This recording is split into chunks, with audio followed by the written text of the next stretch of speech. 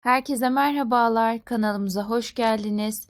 Yaz dolması tarifimiz var. Bugün lokum gibi kıvamıyla yedikçe yedirten bir dolma yapıyor annem. Dolmaları böyle pişirirsiniz, tadına, lezzetine doyum olmaz gari. Bir yiyen 40 yıl tadını unutamaz. Tarifimize geçelim. Dolmayı dolmalık biber ve patlıcan ile yapacağız. İsterseniz kabak da kullanabilirsiniz. Evimizde ne varsa patates, domates bile olur. Annem bazen iç harcı arttığında patates ve domates de dolduruyor. Çeşitliliği tamamen size kalmış. Bu tarifle her tür dolmayı yapabilirsiniz. Aysel Sultanım dolmalık yeşil biberlerin içlerini çıkarıp patlıcanların sap kısımlarını kesip bir oyacak yardımı ile içini oyarak temizledi. Bir plastiğin içerisine tuzlu su doldurdu. Patlıcanların hem acısı çıkması için hem de kararmaması için tuzlu suyun içerisine koyduk. Sonrasında içini dışını ovalayarak yıkıyor annem tozu olur diye. Mutlaka dışını daha çok ovalıyor ki tozu dışında olduğu için suyu süzülmesi için ters çeviriyor. Kanalımıza abone olmayı, beğenmeyi, kaydetmeyi ve yorum yapmayı unutmayın. Videomuzu beğenen elleriniz para görsün. Annem pirinç yıkıyor. 15 yemek kaşığı pirinç. Neden 15 derseniz dolmalık biberleri ve patlıcanları saydı. Sayısına göre birer yemek kaşığı pirinç ölçtü. 15 tane ise 15 yemek kaşığı ölçüyor. Pirinç içerisinde şişeceği için birer yemek kaşığı iyi geliyor. İçerisine daha da katacağımız malzeme olduğu için sizlere de fikir olması için bunu söylemek istedim. Çünkü herkes emek ve malzeme harcıyor. Püf noktaları çok. Hepsini detaylıca anlatmaya çalışıyorum elimden geldiğince.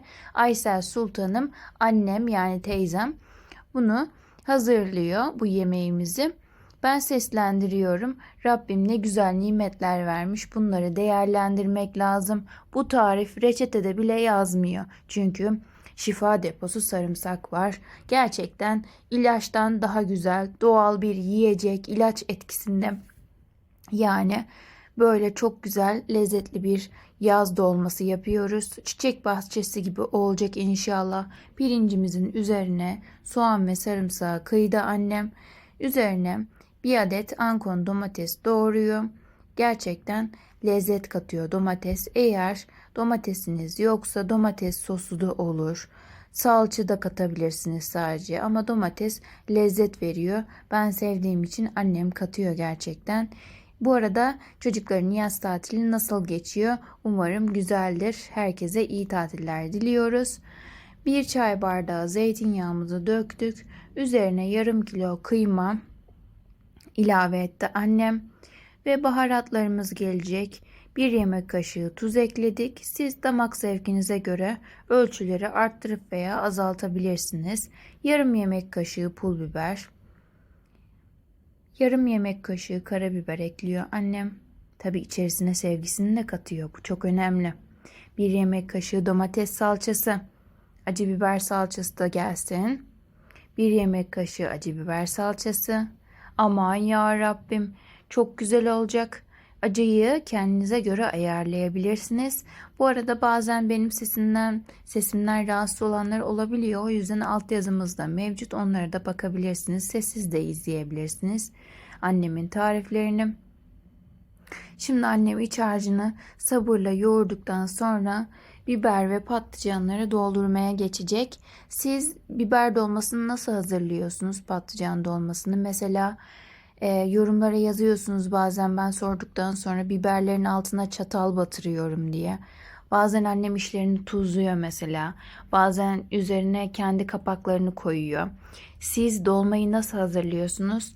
Yorumlara yazarsanız hem bizlere hem de takipçilerimize fikir olmuş olur. Videomuzun daha çok insana ulaşması için bir beğeni, bir yorum, bir paylaşım o kadar önemli ki bir de kaydetmek. Orada kaydetme butonu var, paylaş butonu var. Yani paylaşmak çok etkiliyor beğeni. Lütfen destek olur musunuz bizlere? İnşallah 100.000 abone olursak Aysel Sultanım konuşma yapacak. Rabbim o günleri göstersin inşallah Aysel Sultanım yaşıyorken. Annem şimdi patlıcan ve yeşil biberlerin üzerlerine domates kapatıyor. Çeri domates de kullanabilirsiniz. Bu büyük domatesleri doğrayıp da kullanabilirsiniz. Gerçekten lezzet katıyor. Sosu da doğal kendi sosu, iç harcından artan sosunun üzerine su ekliyor annem. İsraf olmaması için eliyle şöyle bir karıştırıp dolmamızın üzerine ekleyecek. Gerçekten çok lezzetli bir dolma olacak inşallah. Rabbim bereketini versin. Annem dolma yaptığında evimiz dolar taşar kızım, o yüzden yapalım der. Mesela bir yemek yaptık ama yine de bu dolmamızı yaparız haftada 2-3 kez. Çünkü soğuk soğuk bile ben çok seviyorum. Etli olduğu için ısıtmak gerekiyor ama ben soğuk soğuk da sevebiliyorum. Annem bazen kuru kıyma da katıyor içerisine. Kuru kıyma nasıl yapılır diye merak ederseniz kanalımızda mevcut. Yani ben öğlenleri yiyorum, akşamları yiyorum, gece acıkınca yiyorum, katıp katıp yiyorum. Annem de sık sık dolma yapıyor. Hele yazın şu an tam zamanı mevsimiyken tazecik yapalım. Döküm tencerede büngül büngül kaynadıktan sonra ocağımızı kısıyoruz ve 40 dakika pişiriyoruz. Damak zevkinize göre pişme süresini ayarlayabilirsiniz. Dolmamız pişerken balkonumuzdan karelerde ekledim. Mutfağımızdan karelerde var. Dolmamız bakın fokur fokur kaynıyor.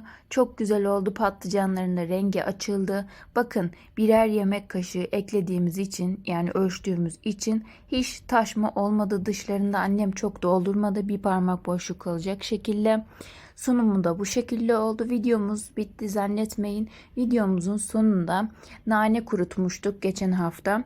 Nanelerimiz biraz kurumaya başlamış. Onun videosu da var elimizde ama tam böyle annem nane videosunu bitirdikten sonra paylaşacağız adım adım. Şimdi sadece kuruttuğumuzu sizlere de göstermek istedim. Çünkü şimdi tam zamanı. Annem nasıl kurutuyor sizlere de fikir olması için. Ve de balkonumuzdaki çiçeklerimizi de beğenenler var. Çiçek seven ablalarım, teyzelerim var. Onlara da yani göstermek istedim. Tabii ki de sıkılmazsanız. Şöyle nanelerimizi kuruttuk. Çok şükür Rabbim ne güzel nimetler vermiş. Annem de bunları değerlendiriyor. Biz hiç hazır nane almıyoruz. Annem kendisi kurutuyor. Geçen sene saksımızdan yapmıştık. Bu sene pazardan aldı annem. Saksımızdaki olmadı nedense. Çiçeklerimizde şöyle dikenler tacımız, padişah kılıcımız, kaktüslerimiz, para çiçeğimiz, bereket çiçeğimiz. Annem bunu çoğalttı gitti. Küçük padişah kılıcımız, kaktüsümüz, yılan çiçeği. Ondan sonra küçük dikenler tacımız beyaz.